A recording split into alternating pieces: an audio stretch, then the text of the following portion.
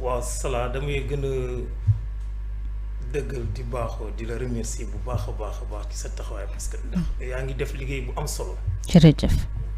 mais pour revenir à votre question Salah man siège u Diomaye bu bees bi nekkul lu ma bett. très honnêtement. ndax lan wax sama akulaay tàllaay te maa ngi toog ci télé. am na ay sénégalais yoo xamante ne ñi may faral di échanger ñoom xam nañ bu baax fu may waxee Salah ñun ñu ay observateur lañu. ci langue politique lañ nekk dañuy analyser tous les coins duñu bàyyi dara.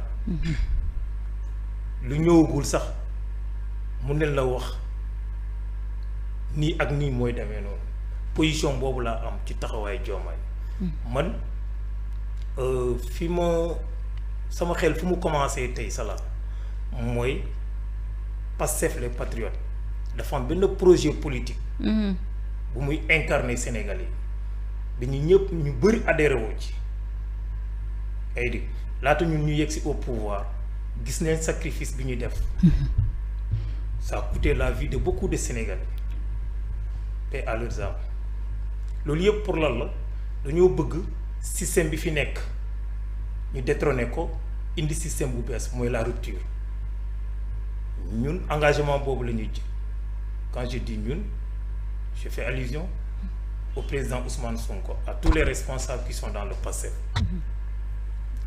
alors bu ñu ñëwee ci élection présidentielle bi ma gis ne gars yi nee na nañu jël nañu ubbi suñu bunt quand tu dis ouvrons notre porte mooy yow dafay mel ni yow yaa ngi contredire sa bopp sax parce que là tu veux peut-être coûte que coûte arriver au pouvoir donc du coup tu es obligé d'ouvrir ta porte maanaam parce que foofu noonu dañoo def erreur. le fait que ñu ibbi buntu selon toi dañoo waroon a restreindre nekk ñoom kese. mais effectivement xam nga li tax moo loolu gis nga idéologie politique dafa am solo malheureusement les Africains duñ jël en compte cela mais c'est très important les promesses politiques les idéologies politiques sont très importantes parce que loolu moo tax sénégalais yi bëri adhéré wu ci. Maintenant je ne peux pas comprendre en voulant arriver coûte que coûte au pouvoir idéologie politique boobu da nga koy teg nga ubbi la porte encore une fois pour permettre aux gens du système d'entrer pour que ngeen mën a am électorat pour ngeen mën a accéder au pouvoir.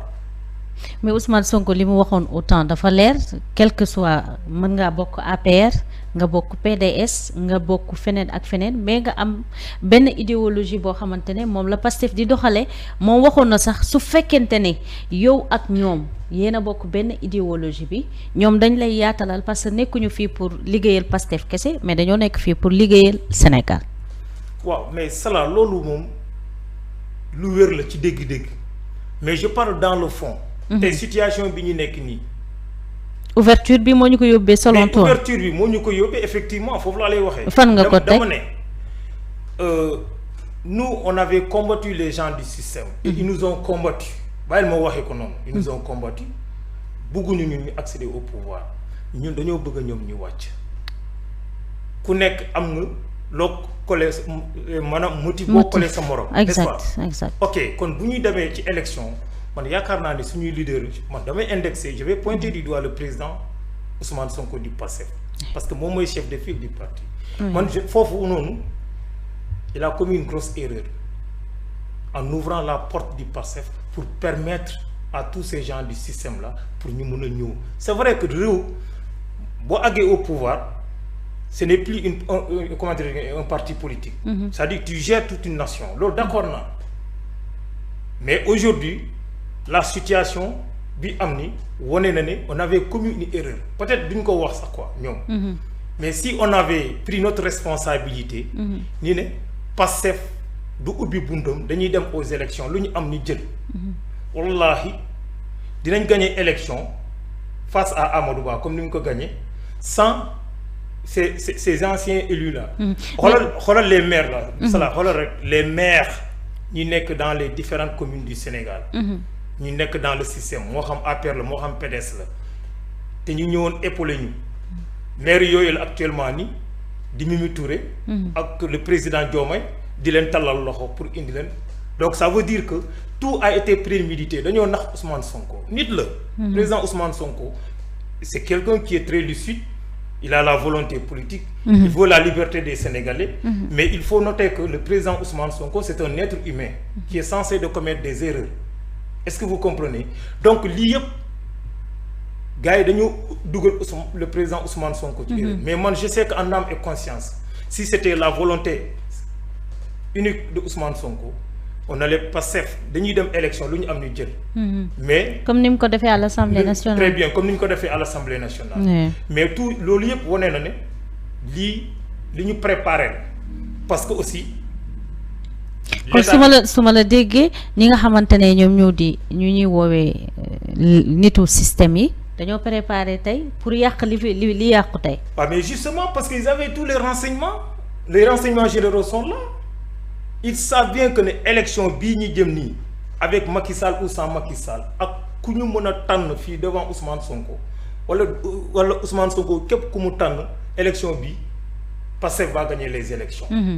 Alors lan la ñu war a def mooy ñu jéem ñu rax suñu biir contribuer wu ci victoire Pastef. Alors après ils vont essayer de se reconfigurer restructurer. pour jéem a xajamal suñu kii bi loolu yëpp dañ ko préparer moo tax man en tant que responsable politique je prends même à témoin les militants du PASTEF qui sont dans le département de Goudomp waxoon naa leen ci panel bi. dans les débats dans les places publiques ne leen man je ne suis pas d'accord du fait que ñu bàyyi les gens du système ñu ñëw rax ñu ci élection bi. yaa ngi dégg. après élection bi dina am ay conséquences. mais nag élection tamit noonu la boo gisee ay nit di bàyyi ko APR ñëw ci Pastef yow da nga koo soxla loolu kenn terewu ko ñuy dolleeku ci yow pour nga am moyen pour nga am doole xam naa ni looloo taxoon ñu am une possibilité bi nga xamante ne waroon a intégrer Pastef mais dañoo daal di gis après les élections gisuñu benn nomination gisuñu benn nomination boo xamante ne nominé na leen. non Salah gis nga dans la vie on ne peut pas vouloir une chose et son contraire mënul nekk. man nee naa la li nga wax dëgg bu wér la bay wuti pouvoir dans les normes da ngay talal sa loxo. yaa ngi dégg pour ñëpp parce que tu prétends à diriger. tous les Sénégalais sans aucune exception. dëgg mais il faut comprendre aussi que ni am na yow loo togg ba pare loo gëmloo Sénégalais yi te nga xam ne lii ma gëmloo Sénégalais yi ñii nga xamante ne ñoom laay dut baaraam les gens du système nga boole leen ci sa démarche politique rek mais forcément suba day am conséquence boobu moo nekk léegi actuellement nii on est en train de gérer le pouvoir d'accord. mais lan mooy débat bi tey ça n'a pas créé une division. kon ça veut dire que man dama la ne le président Bassirou Diakhar Diomaye Faye. il est de connivence avec le système. c'est-à-dire que avec le président. noonu nga ko gisee. yaa ngi may dégg. mi ngi c'est-à-dire que mu ngi wéyal continuité politique du président Macky Sall. tax nga wax loolu. yaa ngi dégg parce que xam nga li tax ñun rupture la ñu woote. mais ba léegi bi ñu toogee bientôt 2 ans Salah y a des gens yoo xamante ne les gens du système ñu nekk APR. ba léegi ñu ngi ci biir état yor ay direction di ko gérer. te pourtant Pastef on avait dit qu'on avait plus de 4000 cadres. donc ce qui veut dire que ñun manqué wuñu. ay militants.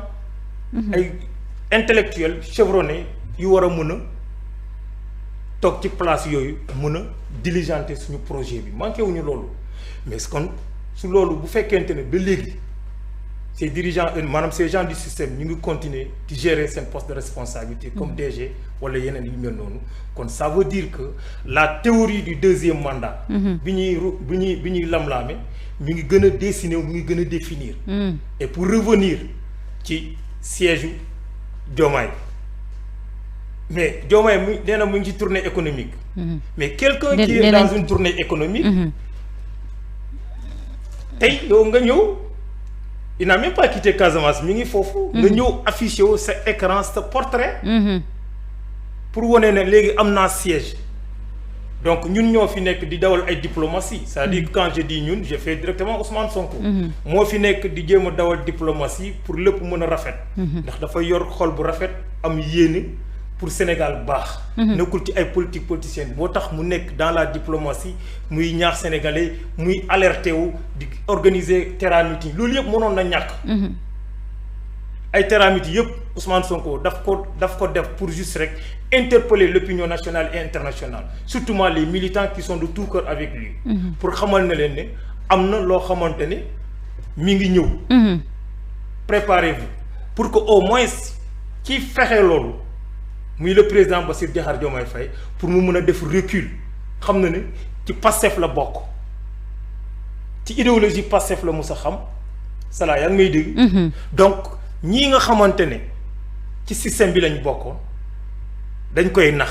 pour mu mën a ressaisir mais dafay mel ni loolu wax la boo xamante ne dafa romb le président Diakhar Diomaye Faye ce qui veut dire que pour man te loolu mooy am Salah le président Bassirou Diakhar Diomaye Faye il est dans la théorie du deuxième mandat.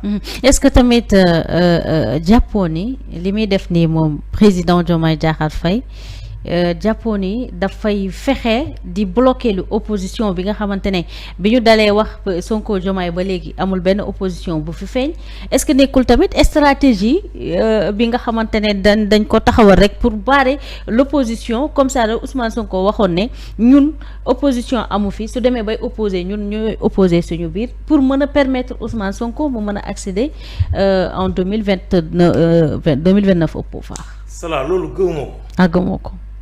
nangul naa la ko. yaa ngi dégg xam nga li tax ma ne la gëwuma ko. lu tax. gis nga Salah on est en politique les actes qui se c'est-à-dire que les actes parlent en politique.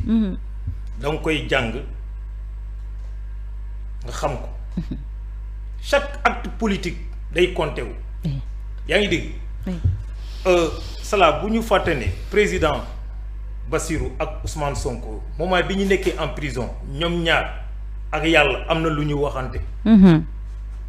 avant ñuy tànn président Diomaye am na lu ñu waxante ginnaaw yaakaar bi président am maanaam président Ousmane Sonko di Pastef am ci Ousmane kii ci Diomaye.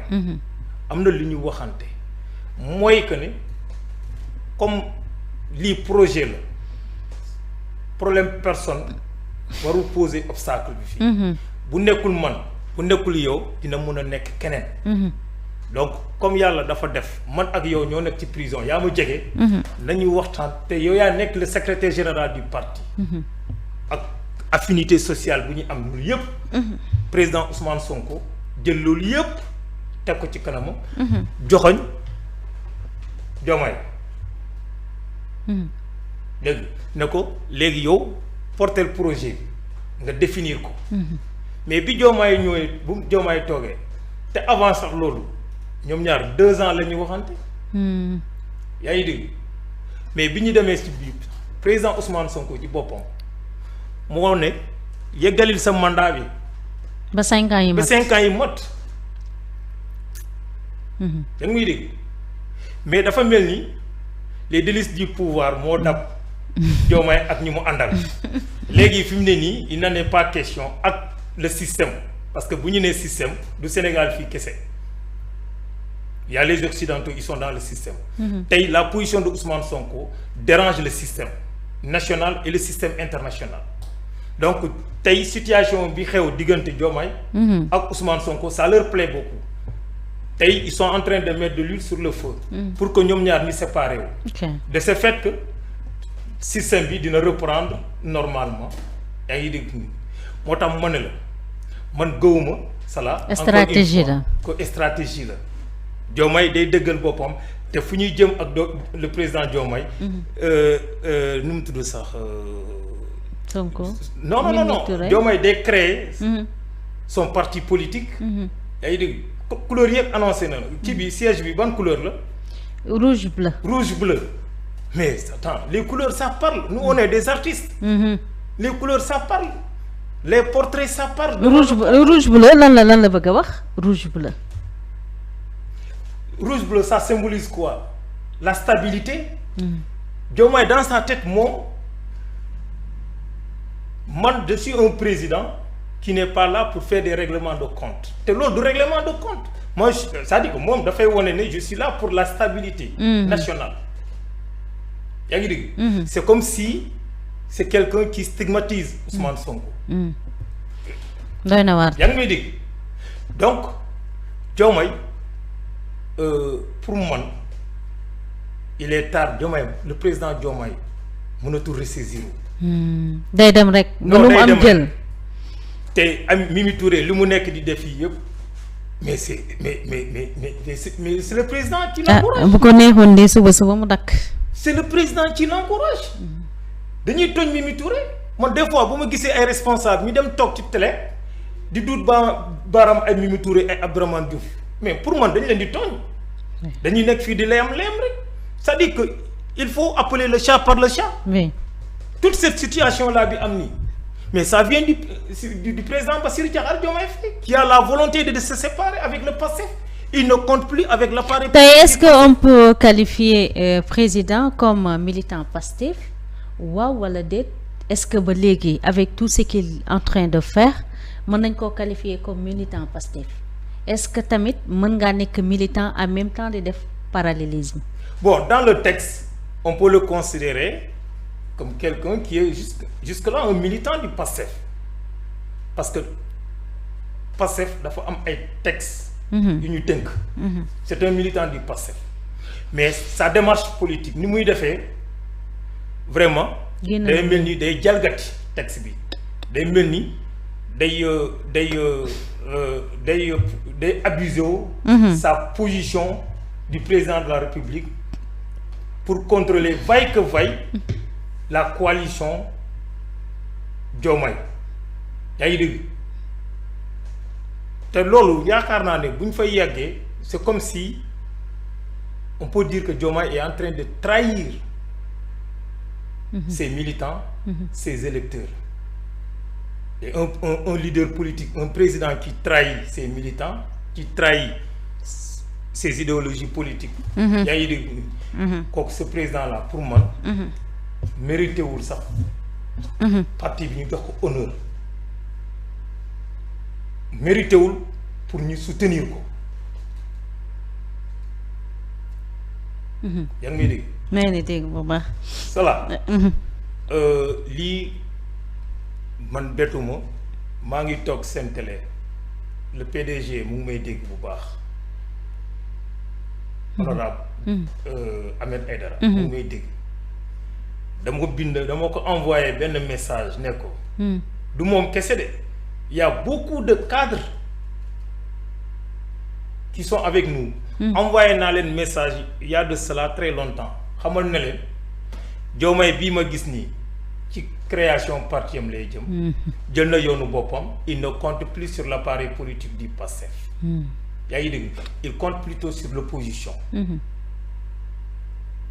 dégg mais comme Ahmed dafa nekk nit koo xamante ne dafa am courage te nitu dëgg la loolu xam naa ko ci moom tontu na ma xamal ne ma sa wax ji de dàquma ko fa la ñuy jëm kon de tey leer na dégg nga léegi nag ñun ñun les militants ceux qui croient au projet et les gens qui croient à Ousmane Sonko ñun ñoo waroon a jël suñu responsabilité ñi xam ne léegi layam yi jeex na yëf yi dafay gën a leer rek chaque jour que jëfee dafay gën a leer ñun ñoo waroon a jël suñu responsabilité ñi prendre les devants léegi nag bu ñu toog di xaar naan dañuy xaar président Ousmane Sonko mu joxe ndigal non mais président il a tout le premier ministre Ousmane Sonko il nous a tout donné tànn na ay député ay ministre ay président ay maire ay DG lépp facilement léegi ñun lan la ñuy xaar doy na waar lépp mi ngi gën a leer léegi ñun lan la ñuy xaar président kii nu mu tudd sax dama am habitude di wax le président Ousmane Sonko. c'est effectivement c'est président notre parti leader politique moo tax may waxee loolu. président parti mais dama ne Sala. Président Ousmane Sonko saa yu génnee rek wax. dinañ ko déglu dinañ ànd ak moom dinañ ànd ak émotion mais du ñu analyser lu mu bàyyi ci ginnaaw lu mu bëgg a wax. dëgg la Abdou ñu avancé tuuti ci actualité bi gis nañ tamit président Bassirou Diomaye Diakhar Faye amal tournée économique mu daal di koy commencé nag ci région de sud bi muy Casamance avant muy dem nag premier ministre génn na def ab déclaration su demee na ngeen ko teeru gàttandu ko accompagner ko gunge ko mais bi Diomaye demee Casamance dañu rek daal di gis leneen ba Bougar Diouf ne day porter plainte Ousmane Sonko ndax li Casamance def président manipulation Ousmane Sonko la tax na ba bu président ñëwee kenn génnul di ko accueillir et tout ñu daan nag gis benn visite bi nga xamante ne def na ko ci sobriété ba ñu bëri sax dañoo jël visite bi méngale ko ak président ñi fi jotoon a jaar saa yu ñu demee Casamance dafay ànd ak folklore ànd ak loo xamante ne moom moo di bruit mais Bassirou Diomaye Diakhar Faye dem Casamance amul kenn ku génn ba ñu dégg ci ay plainte ak ay manipulation. waaw mais Sala dëggantaan nag loolu. Diomaye moo ñu ko gën a xam. ne tournée bi muy waajal nii moo xam Casamance la moo xam Fuuta la. yaa ngi dégg. moo xam Fuuta la président Bassirou Diakhar Diomaye Faye moo gën a xam ne dañ koy accueillir froidement partout au Sénégal parce que bu mu demee Saint-Louis. xam nga bu mu demee Saint-Louis nan lañ ko accueillir foofu. ay yuuxoo lañ ko accueillir. loolu lancement la mu ñëw Casamance bi fii ñun sax ñoo ñaan population bi ñu bañ ko yuuxu. mais ngeen jàpp seen jaamur daal bañ a génn. su fekkee ne munoo leen bañ a génn takkal leen brassard rouge walla ngeen sol lu xonk. ngeen accueillir ko loolu ci démocratie la bokk. ñu ne loolu sax duñ ko def ñoom. yaa ngi dégg. ñu ne déet loolu sax duñ ko def parce que bu ñu defee loolu sax dañ koy may bës ba léegi yaa ngi dégg nañu toog suñu kër. ñu ne dañoo confiné wu seen bopp noonu. yaa ngi dégg très bien merci. ñu ne dañuy confiné wu parce que am na ñan sax ñoo ne Covid la. Covid la restez chez vous. am nañ ñi ne ay góor lañu. mënuñoo jàkkaarloo avec un traître. am na ñu ko wax mais loolu yëpp. dëggal am du dëgg. buñ ko waxee rek parce que moom moo posé acte bu mel noonu moo tax ñu koy traité à la hauteur. moo tax ma ne Sala les leaders politiques baax na trop ñu ciy bàyyi xelu askan yi. li ñu waxante ak ñoom. c'est important. du damay wuti nguur gi rek damay ñëw di jéem a nax sénégalais yi. ba jot li ma bëgg rek nga dem sa yoon def na ko sudul noonu. peuple bi mu ngi toog di la xaar. 2029 yàggul 3 ans la moins de ça bàyyi ma waxee loolu géntuñu dem élection.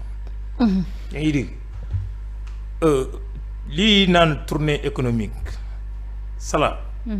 depuis jamono Senghor bi Diomaye bi tournée économique daan na am te gis nañ tournée économique bu amee président bi bu génnee ni ñu leen di accueillir. Oui.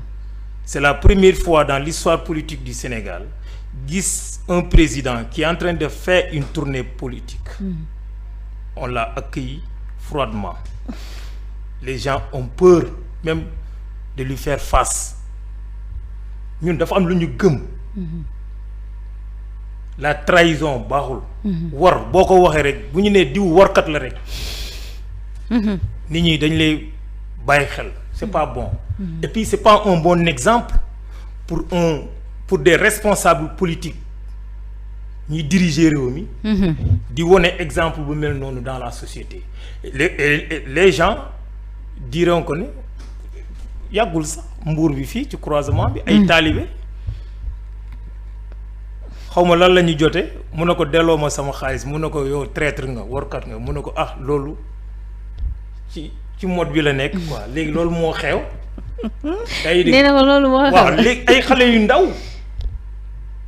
yu ndaw di xoolal léegi fi mu ne nii di reprendre propos yu mel noonu waaw c'est pas bon doy na waar rafetul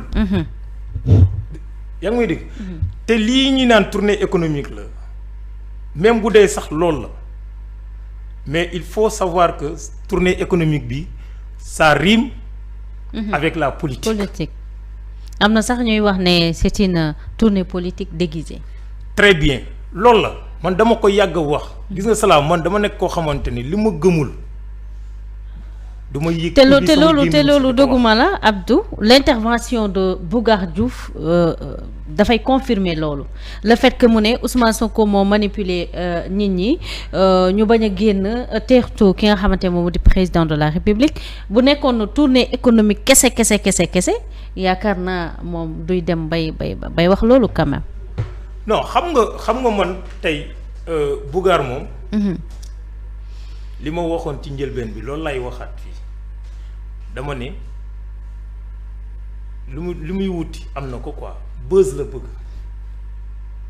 yaa ngi may dégg nekkul day soutenir kese Diomaye de mais day defaraale image am pour que au moins sénégalais mun ko xam il veut se faire un nom mais sinon je vous demande est-ce que vous connaissez Bougar Diouf à l'époque non personne ne le connaissait pas mais on est en politique c'est quelqu'un qui réfléchit xam na la ci politique lañ nekk xale bu ndaw la léegi man lii nii bàyyil ma exploiter ko mooy lan la il commence à attaquer frontalement donc ñu waroon a wax dañoo noppi jamono ji nii yaa ngi dégg muy attaquer Ousmane Sonko gars yi di ko invité ci télé muy dem di kii léegi actuellement nii mi ngi gën a kii image am vis-à-vis de Diomaye vis-à-vis de l'opposition gars yi di ko invité télé muy kii léegi nag kooku bu taxawee tey mu ne day porter plainte président Ousmane Sonko ndax en tant que premier ministre àndaloo ak président dem def tournée économique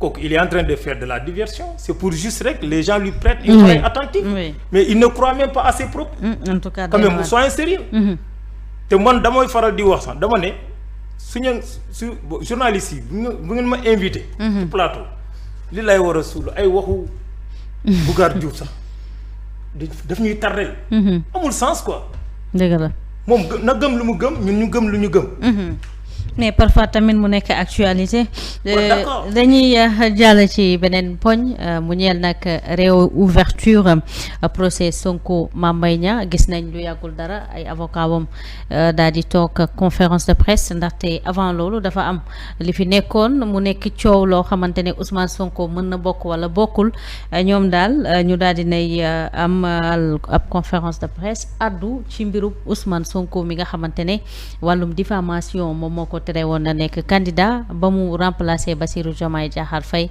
nan nga gisee seen conférence de presse ban jàngat nga ci am également tamit lii est-ce que bu demee ba ñu jox ki